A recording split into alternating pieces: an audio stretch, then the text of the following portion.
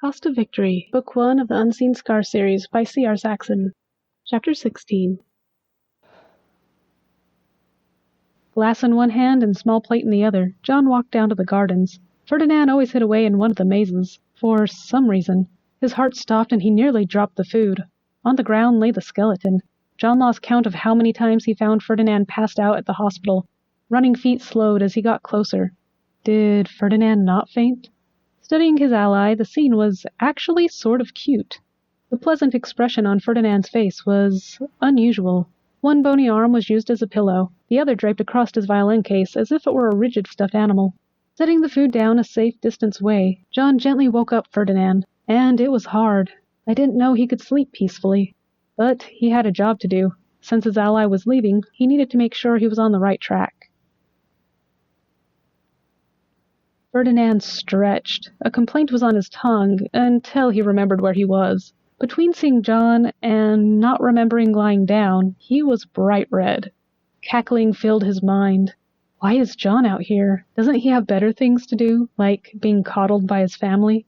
He shouldn't waste his time with you. Ferdinand turned his back to his ally and tapped on the earpiece, but all that sounded was a beep.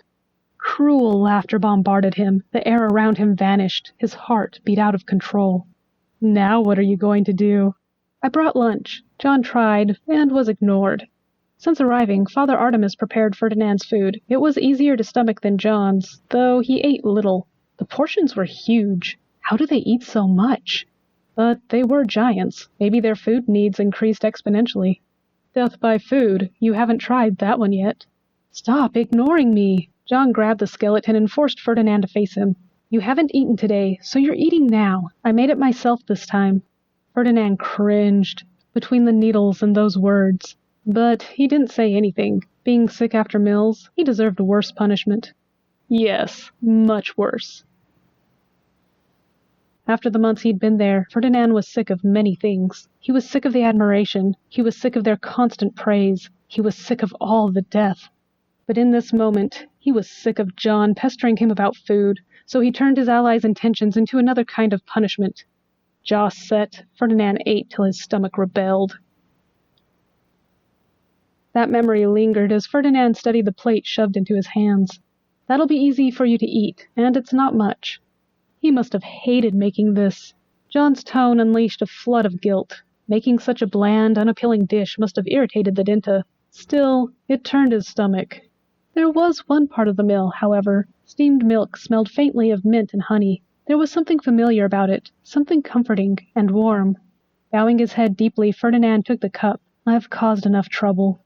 The least he could do was cooperate when John was being reasonable. Taking a sip, the mint's bitterness coated his tongue, making the light sweetness of honey unobtrusive. As he sipped it, he felt his stomach ease. Milk tea. Those two words barely made it the distance to the thinker's ears. Confusion twisted John's face. Milk tea. Song 1 of Batch 5 was lively. That was the best word to describe it. It was playful and upbeat. If Zhao were in any other mood, it'd be his favorite. But the second song appealed to him more. Failure and remorse, sorrow and shame, these words fit the song well. And it, in turn, fit his mood perfectly. This was the 8th time he'd listened to it. He hadn't bothered reading the translated lyrics. They didn't matter. The notes said it all. Everything inside him flowed with the music. Even trying to focus on his assignment and move on to the next song, he was drawn back to this one. This song, the singer knew some level of devastation. Hopefully he never lost a country's worth of people. Where did Ferdinand find this? Zhao knew the music didn't exist. He'd been searching.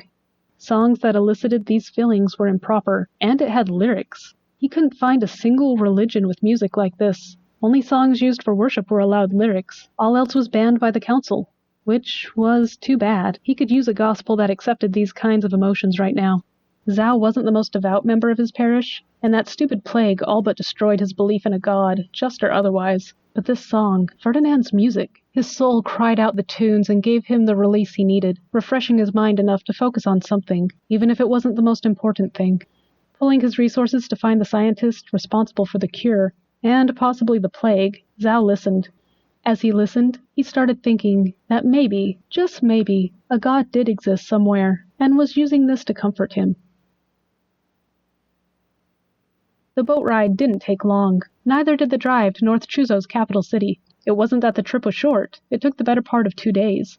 Worry eroded away the time, making it fly by. Music was his constant companion. Only he'd learned his lesson. He kept 2 earpieces, one to use while the other charged. Now that he was home, his lungs refused to work. Closing his eyes, Ferdinand focused on the din in his ears and the warmth it gave. It reminded him of Oya, her joy and childlike energy. Stop it. I don't deserve her. The last he saw of Evelyn and her new family was after he escorted them to the room prepared for them. Come morning, they'd leave for the main capital. And him? His plans were changed. Ferdinand was ordered to attend his cousin. Seeing Zephyr like that was terrifying. According to the prince's healer, Zephyr wasn't sleeping on his own. When the prince did sleep, his mind became inordinately active, stealing the rest he should be getting. No one had seen this before, so they didn't know what to do. I did this to him. How do I fix it? Will I kill him next?